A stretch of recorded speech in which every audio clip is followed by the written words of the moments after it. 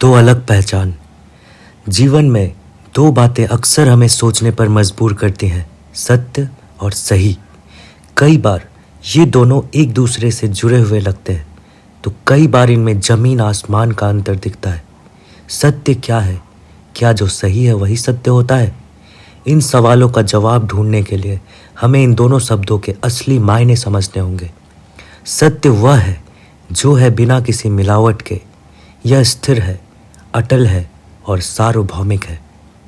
दूसरी तरफ सही वह है जो समाज द्वारा स्वीकार्य माना जाता है। यह सामूहिक सोच का परिणाम है और समय के साथ बदल सकता है।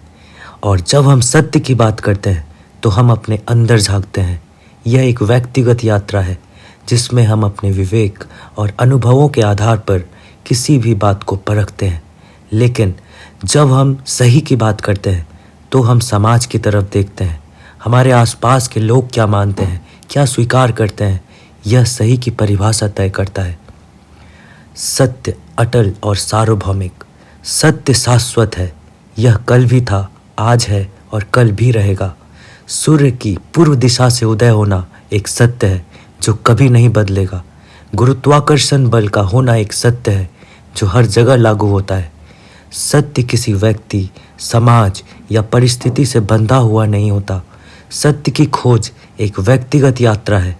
यह हमें अपने अंदर झांकने पर मजबूर करता है।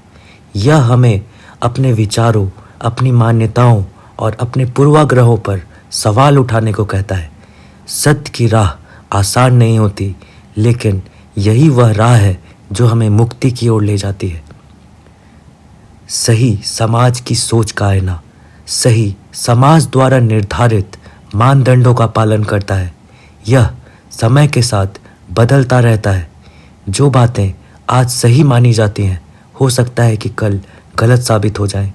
उदाहरण के लिए कुछ दशक पहले तक दहेज प्रथा को समाज में सही माना जाता था, लेकिन आज यह एक अपराध है।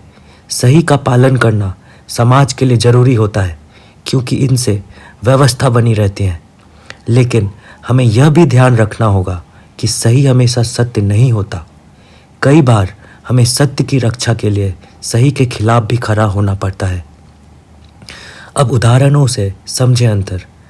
एक जंगल में आग लग जाती है। आग सत्य है, वह किसी भी प्राणी को जला सकती है।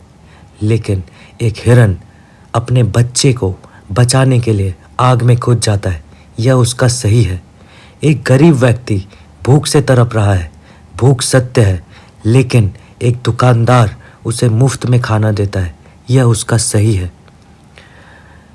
चेतन मन, अवचेतन मन और सत्य की खोज। सत्य की खोज में हमारा चेतन और अवचेतन मन दोनों ही महत्वपूर्ण भूमिका निभाते हैं। चेतन मन तर्क और विश्लेषण करता है, जबकि अवचेतन मन हमारी भावनाओं और अंतर्ज्ञान का स्रोत होता है। हमें इन दोनों के बीच संतुलन बनाने की ज़रूरत है। सत्य की राह पर चलते हुए हमें अपने दिल की आवाज़ भी सुननी चाहिए।